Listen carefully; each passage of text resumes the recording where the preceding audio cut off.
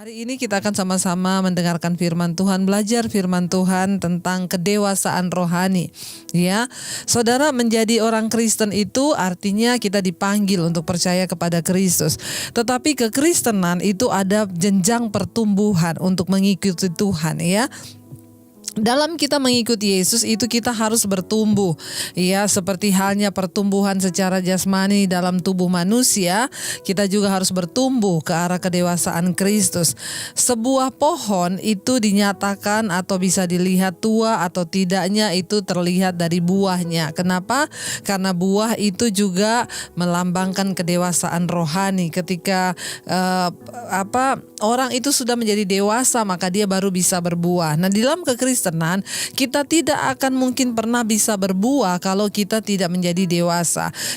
Hidup kita, pelayanan kita, semua yang kita miliki tidak akan mungkin bisa dinikmati dan menjadi berkat bagi orang lain kalau kita sendiri belum menjadi dewasa di dalam iman dan pengiringan kita kepada Tuhan. Kekristenan itu harus bertumbuh di dalam kedewasaan rohani.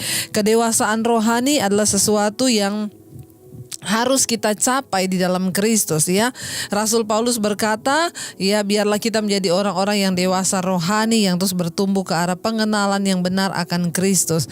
Saudara, ketika kita dipanggil menjadi orang Kristen tidak langsung mengalami pertumbuhan, tetapi kita belajar, kita dibersihkan, lalu kita akan mulai berbuah seiring dengan pertumbuhan kita. Baik, kita akan sama-sama belajar firman Tuhan, saudara, ya. Hari ini kita akan buka sama-sama dari 1 Korintus pasal yang ke-13 ayat yang ke-11, ya. 1 Korintus pasal yang ke-13 ayat yang ke-11 di sana berkata begini. Ketika aku kanak-kanak, aku berkata-kata seperti kanak-kanak. Aku merasa seperti kanak-kanak, aku berpikir seperti kanak-kanak. Sekarang sesudah aku menjadi dewasa, aku meninggalkan sifat kanak-kanak itu. Semua orang yang menjadi dewasa pastinya akan meninggalkan semua sifat kanak-kanak. Kenapa, saudara? Kita itu, saya yakin, ya, kalau bayi itu masih kecil, ya, di bawah 5 tahun itu masih disebut balita, ya, itu lucu, ya. Semua gerak-geriknya itu lucu. Sekonyol-konyolnya dia berlaku, dia menjatuhkan barang, dia membanting, bahkan kemarahan seorang anak kecil itu lucu di mata kita. Kita kalau lihat anak kecil ngambek, kita ketawa setengah mati. Kenapa?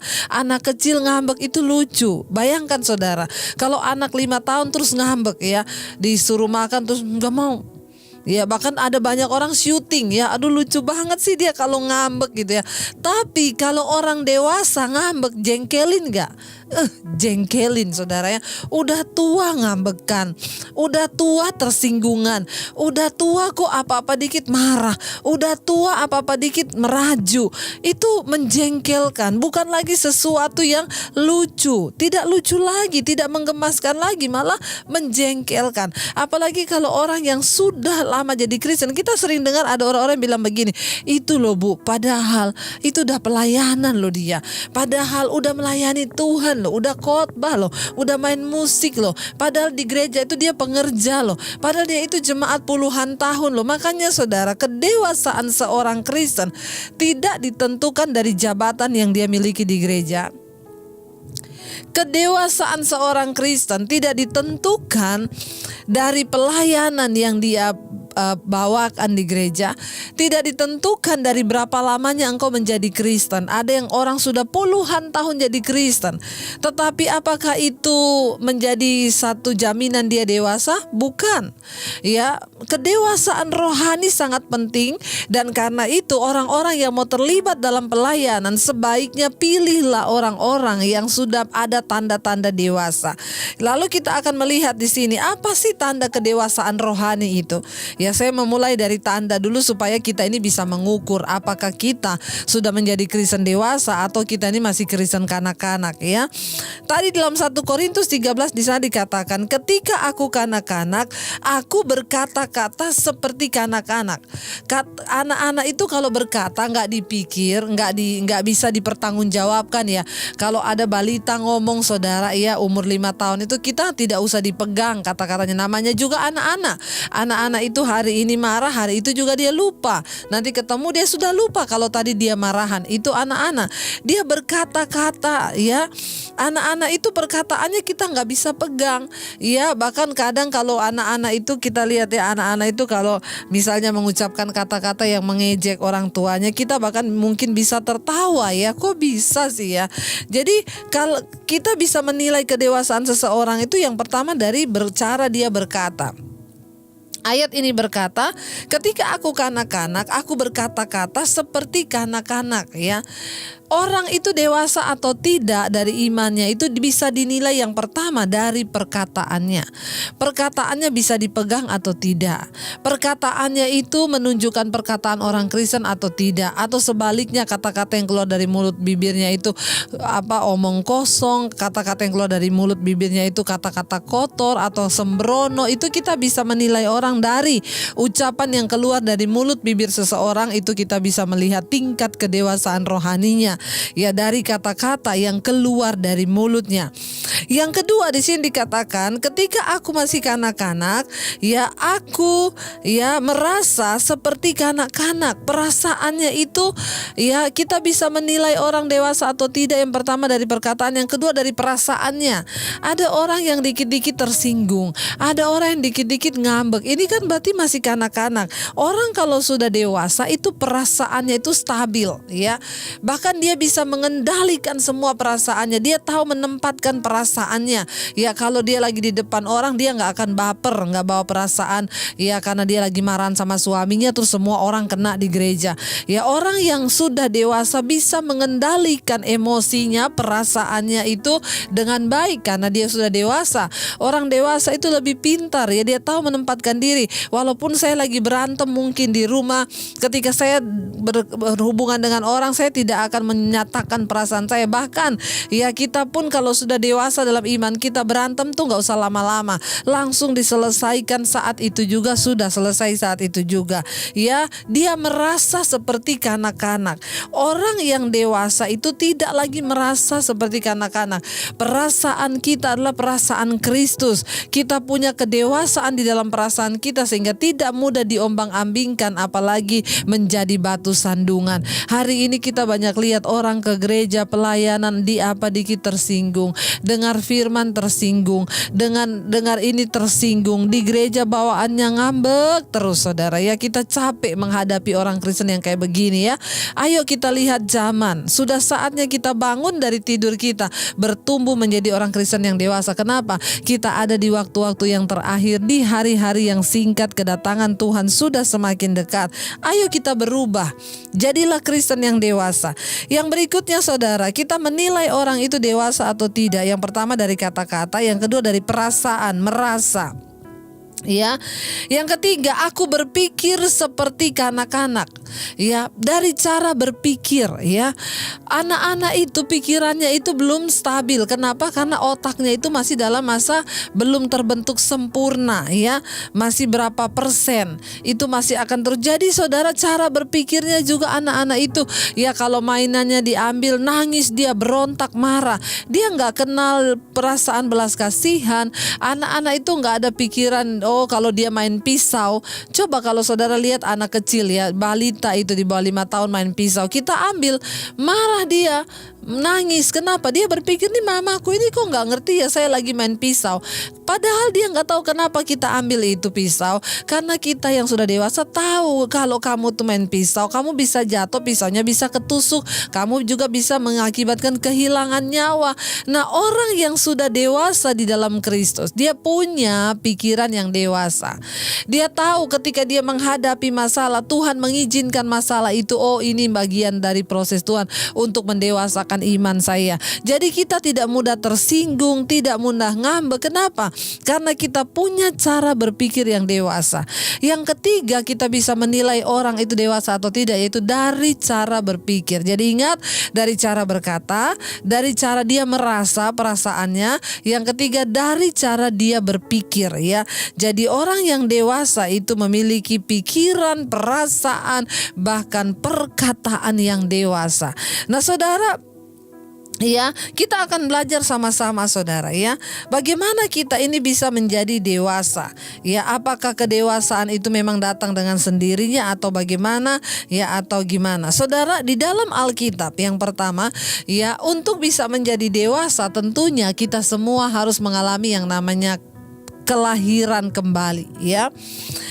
Seseorang yang sudah menerima Yesus sebagai Tuhan dan Juru Selamat, dia tidak mungkin akan bertumbuh menjadi dewasa kalau dia tidak berjumpa secara pribadi dengan Yesus dan dilahirkan kembali, ya. Yesus berkata kepada Nikodemus, engkau tidak mungkin bisa melihat kerajaan sorga kalau engkau tidak dilahirkan kembali.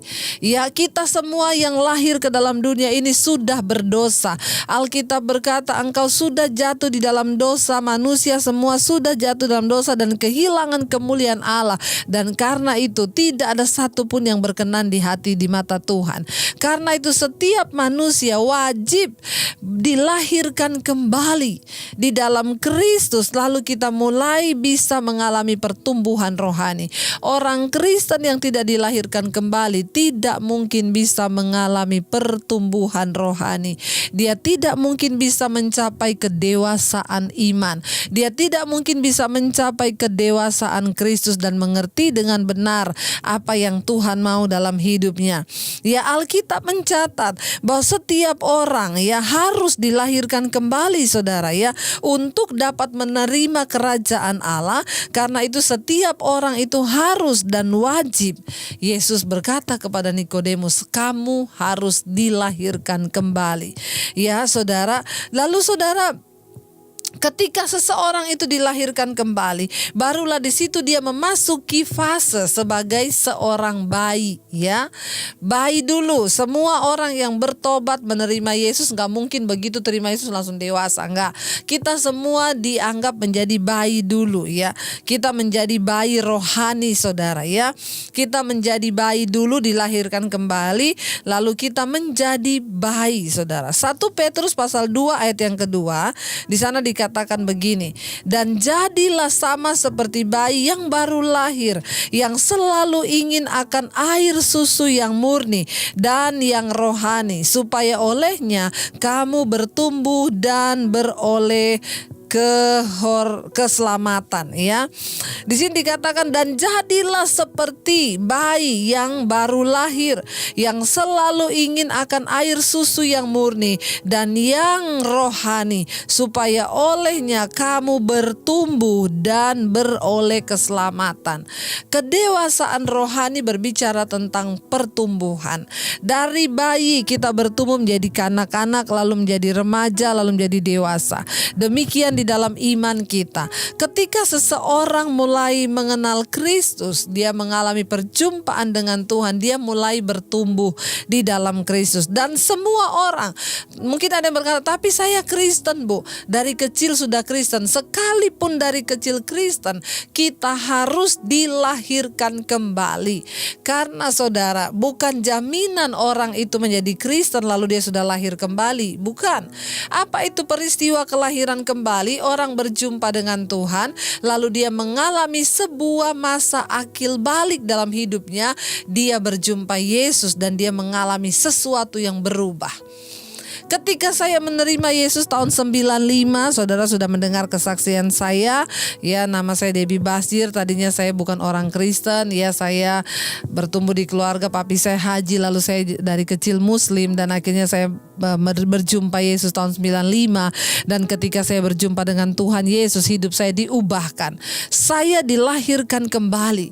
Ketika saya dilahirkan kembali, semua kehidupan lama saya itu dibersihkan oleh Tuhan. Lalu saya benar-benar menjadi seperti bayi yang baru lahir. Itulah masa saya dilahirkan kembali dan akhirnya saya mulai bertumbuh mengenal Tuhan Yesus, ya. Lalu ketika saya bertumbuh di sini dikatakan jadilah seperti bayi yang baru lahir, yang selalu ingin air susu yang murni. Ya, bayi itu kalau baru lahir dia nggak boleh saudara langsung makan pedas. Namanya aja bayi, makanannya itu yang murni, apa, susu, nggak boleh dicampur yang lain. Malah kalau dokter menganjurkan bayi itu harus diberi ASI eksklusif selama 6 bulan. Tidak boleh dicampur dengan makanan apapun. Kenapa? Ususnya belum kuat, dia belum, otaknya juga baru akan bertumbuh. Nah, kita ketika pertama kali menerima Yesus, penting bagi kita untuk sungguh-sungguh makan makanan firman aja yang kita makan. Ya, mari kita terus baca firman, bertumbuh. Itu yang saya alami ketika saya pertama kali terima Yesus. Sehari itu saya baca Alkitab berjam-jam. Ya, secara sembunyi-sembunyi, kadang di kamar mandi pun saya baca Alkitab karena takut ketahuan papi saya. Tapi saya mulai bertumbuh iman saya. Firman Tuhan menjadi makanan rohani yang murni bagi jiwa saya. Lalu firman itu mulai membersihkan semua yang tidak benar. Firman itu mulai berakar, lalu bertumbuh. Otak saya mulai terbentuk oleh firman, hati saya dibentuk oleh firman, perasaan saya dibentuk oleh firman. Lalu apa yang terjadi ketika perasaan saya mulai dibentuk oleh firman, lalu tadi perkataan saya dibentuk oleh firman, lalu dikatakan tadi apa, cara berpikir saya, ya, kelakuan saya itu mulai dipengaruhi oleh firman. Lalu saya mulai bertumbuh ke arah kedewasaan. Tidak ada cara lain agar kita mengalami kedewasaan rohani selain kita harus dilahirkan kembali. Orang-orang yang menerima Yesus, mengalami kelahiran kembali, semua mereka pasti punya kesaksian. Ya, tandanya orang dilahirkan kembali itu yang pertama, dia punya kesaksian. Yang kedua, ya, karakternya mulai berubah. Ya, kenapa? Karena mulai mengalami pertumbuhan. Dari bayi saudara, kita diisi oleh firman yang murni. Karena itu saudara, hari-hari ini mari bangun hidupmu di atas dasar kebenaran firman. Itu makanan terbaik bagi kita, bagi jiwa kita. Firman yang murni, yang tidak terkontaminasi oleh apapun. Kita mau berdoa supaya hati, pikiran, perasaan kita sungguh-sungguh diisi oleh kebenaran firman Tuhan saja. Ya, kita semua harus mengalami perjumpaan pribadi. Kita semua harus mengalami yang namanya lahir baru, menjadi bayi rohani, lalu kita diisi oleh firman yang murni itu sebagai susu yang murni bagi makanan jiwa kita. Mari kita sungguh-sungguh berdoa saudara, supaya kita dilahirkan kembali, lalu roh kita mulai bertumbuh.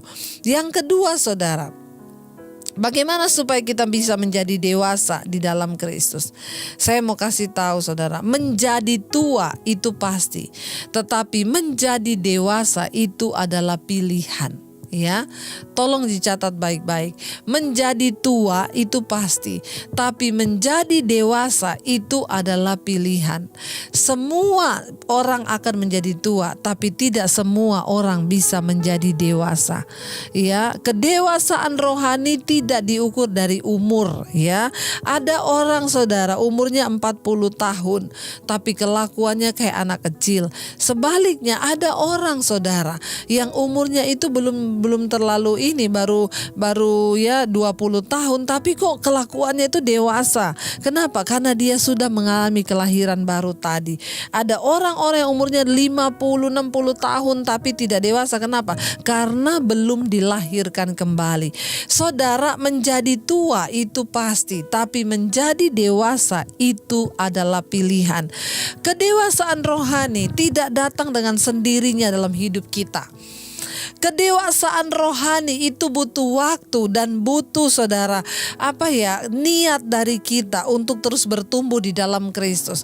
Kedewasaan itu adalah pilihan. Menjadi tua pasti, tapi menjadi dewasa itu adalah pilihan. Kalau kita mau untuk diubahkan dan menjadi dewasa, maka kita datang dan berkata, Tuhan, aku mau menjadi dewasa, ubah hidupku, bentuk aku Tuhan. Ya, karena itu tadi kita sudah melihat ciri-ciri orang yang dewasa rohani itu apa? Dia berkata-kata dewasa, dia berpikir dewasa, ya, lalu dia merasa dewasa, perasaan pikirannya itu semuanya dewasa saudara, ya. Jadi ketika kita itu berada di dalam Kristus, lalu kita mulai bertumbuh, saudara, untuk menjadi dewasa rohani itu adalah pilihan kita yang harus niat. Ada orang-orang yang sudah tahu bersinah itu nggak boleh, ya merokok itu nggak boleh, tapi mereka tetap menikmati. Kenapa? Mereka tidak memilih untuk menjadi dewasa di dalam Kristen. Ingat, hanya orang yang dewasa rohani yang akan mengalami pertumbuhan dan berbuah dalam hidupnya, dan hanya orang yang berbuahlah yang akan bisa melihat Tuhan ketika hidup kita diubahkan. Mari kita baca sama-sama 1 Korintus 14 ayat yang ke-20. Ya, 1 Korintus 14 ayat yang ke-20, di sana dikatakan, saudara-saudara, janganlah sama seperti anak-anak ya dalam pemikiranmu. Jadilah sama dalam kejahatan, tetapi orang dewasa dalam pikiranmu. Ya, saudara-saudara, janganlah ya sama seperti anak-anak dalam pemikiranmu. Jadilah anak-anak dalam kejahatan, tetapi orang dewasa dalam pemikiranmu. Ya, sekali lagi saya ulang, saudara-saudara, janganlah sama seperti anak-anak dalam pemikiranmu.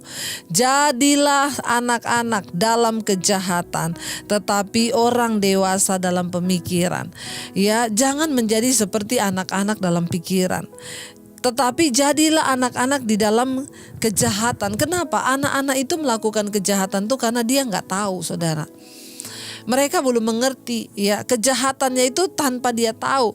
Ya, dia tuh otomatis kalau direbut mainannya anak-anak itu dia langsung pukul temennya. Tapi itu refleks, dia nggak tahu kalau dia pukul ini kenapa, lalu kenapa. Tapi setelah dia pukul, habis itu dia udah berteman lagi, dia udah lupa. Ya, itu loh yang dimaksud dengan jadilah kanak-kanak dalam kejahatan. Anak-anak itu tulus, anak-anak itu lugu, anak-anak itu masih murni. Ya, tidak ada trik, dia tidak ada kemunafikan dalam dirinya. Anak-anak itu polos, ya. Anak-anak itu ya tidak ada trik-trik lah, tidak ada kemunafikan dalam dirinya. Makanya Alkitab ini berkata, jadilah seperti anak-anak dalam hal kejahatan. Dia marah-marah, habis itu dia lupa loh. Baru berapa detik ini marah, habis itu udah berteman lagi. Nggak ada dendam, nggak ada kepahitan. Itu anak-anak. Jadilah seperti anak-anak dalam kejahatanmu. Nggak yang mudah lupa, mudah berdamai, tidak ada trik, tidak ada kemunafikan, apa adanya, polos begitu anak-anak itu ya. Tetapi jangan menjadi seperti anak-anak dalam pemikiranmu. Ya. Kenapa? Karena orang itu makin dewasa pikirannya harusnya bertumbuh. Rasul Paulus bilang, ya kita ini harus memiliki pikiran Kristus, kedewasaan Kristus. Yang kita pikirkan semua yang suci, yang adil, yang manis, yang dipuji, patut disebut kebajikan. Itu yang kita pikirkan. Mari saudara, kita berdoa hari-hari ini. Tidak ada pilihan lain. Melihat tantangan zaman yang begitu berat di depan kita, Tuhan mau, ayo ambil keputusan untuk berubah menjadi dewasa. Saya berdoa biar kita semua mau sungguh-sungguh berkata kepada Tuhan, kami mau diubahkan Tuhan, kami mau dibentuk Tuhan, kami mau untuk sungguh-sungguh Tuhan menjadi pelaku-pelaku firman-Mu, bukan hanya pendengar. Kami mau satu saat nama kami Tuhan tercatat di dalam kitab kehidupan, sehingga ketika Engkau datang kali yang kedua, Engkau dapati kami menjadi orang-orang yang dikenal oleh Tuhan karena kami hidup di dalam kedewasaan iman kami. Terima kasih Bapa, kami mau Tuhan sungguh-sungguh untuk terus hidup dalam perkenanan Tuhan. Dan hari ini Bapa, kami mau Tuhan untuk merenungkan firman-Mu. Tuhan, kami berdoa biar Engkau Tuhan yang terus menuntun hidup kami, bawa kami di dalam jalan-jalan kebenaran-Mu Tuhan, bawa kami bertumbuh ke arah kedewasaan Kristus. Ubah hidup kami Tuhan, ubah hati kami menjadi seperti hati-Mu. Ubah hidupku Tuhan menjadi seperti Engkau. Ubah pikiran kami, ubah semua dalam hidup kami supaya kami menjadi dewasa, kami berpikir sama seperti Tuhan. Hati kami sama seperti hati Tuhan. Perasaan kami sama seperti perasaan Tuhan. Ini kerinduan kami Tuhan. Ubah hati kami Bapa. Ubah hati kami Tuhan. Mari katakan sama-sama pujian ini, saudara. Terima kasih Tuhan, ini hidup kami. Ubah hatiku seperti hatimu, setulus salibmu, kasihmu Tuhan. Biar mataku seperti matamu, pancarkan kasihmu, ku mau jadi sepertimu. Lebih lagi katakan saudara, ubah hati kami Tuhan. Ubah hatiku seperti hatimu, setulus salibmu, kasihmu Tuhan. Biar mataku seperti matamu, pancarkan kasihmu, ku mau jadi sepertimu. Kami berdoa Tuhan, kami mau bertumbuh menjadi dewasa dalam iman kami. Ubah perasaan kami, hati kami, supaya kami merasa seperti Engkau Tuhan. Kami bukan lagi anak-anak. Ketika kami anak-anak, kami merasa seperti anak-anak. Kami bertindak seperti anak-anak. Kami berkata-kata seperti anak-anak. Bahkan kami berpikir seperti anak-anak. Tapi ketika kami menjadi dewasa di dalam Engkau, kami mau memiliki hati perasaan seperti hati Tuhan. Kami mau memiliki perkataan seperti perkataan Tuhan, mata kami seperti mata Tuhan, bahkan semua yang kami lakukan seperti Tuhan. Terima kasih Bapa, berdoa bagi umat-Mu, jemaat-Mu Tuhan. Berkati setiap mereka, berikan kedewasaan penuh di dalam iman mereka, bertumbuh ke arah Kristus. Berkati setiap kami juga, kami percaya Bapa, tidak ada perkara yang mustahil bagi Tuhan. Kami mau tinggalkan dosa, pelanggaran, pemberontakan kami, bahkan semua yang tidak berkenan, kenajisan, percabulan, apapun yang tidak berkenan, supaya kami boleh bertumbuh menjadi dewasa di dalam Engkau. Di hari-hari terakhir ini Tuhan, menghadapi semua pandemi virus corona, kami tetap percaya Tuhan yang pegang kendali atas hidup kami. Bagian kami bertumbuh menjadi dewasa, karena setiap kali kami menjadi dewasa, kami dapat berkata, bagiku hidup adalah Kristus, mati adalah sebuah keuntungan. Terima kasih Tuhan, ketika Engkau datang kali yang kedua, Engkau cari orang-orang yang dewasa di dalam iman. Karena itu biar Engkau dapati setiap kami dewasa. Berkati jemaat-Mu, biar hari ini kami lalui dengan penuh sukacita, damai sejahtera, bahkan kami terjaga sampai kedatangan-Mu kali yang kedua. Nama kami tercatat dalam kitab kehidupan. Dalam nama Yesus, terima kasih, haleluya, amin, amin. Tuhan